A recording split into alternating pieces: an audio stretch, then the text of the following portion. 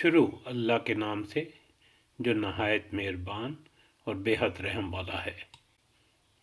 اے رسول صلی اللہ علیہ وسلم، بے شک ہم نے آپ سے پہلے بہت سی امتوں کی طرف پیغمبر بھیجے، اور ان کی نافرمانی میں پہلے تو ہم نے ان کو تنگ دستی اور تکلیف میں مبتلا کیا تاکہ وہ عاجزی کریں۔ جب ان کے پاس ہماری طرف سے سختی آئی تو آخر انہوں نے عاجزی کیوں نہ کی، لیکن ان کے دل تو اور بھی سخت ہو گئے، اور شیطان نے ان کی نظروں میں ان کاموں کو جو وہ کرتے تھے آراستہ کر کے پیش کیا۔ اور جب انہوں نے اس نصیحت کو بلا دیا جو انہیں کی گئی تھی، تو ہم نے انہیں امتحان اور آزمائش کے طور پر ان کے لیے ہر چیز کے دروازے کھول دیے، یہاں تک کہ وہ عطا کردہ چیزوں سے خوب خوش ہو گئے اور اترانے لگے۔ تو ہم نے اچانک انہیں پکڑ لیا تو ایک دم مایوس ہو گئے۔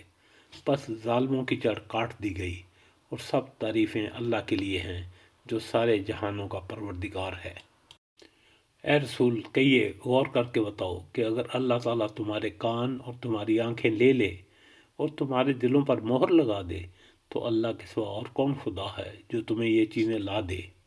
دیکھیے ہم کس طرح الٹ پلٹ کر اپنی توحید کی نشانیاں واضح کرتے ہیں، پھر بھی وہ روح گردانی کرتے ہیں۔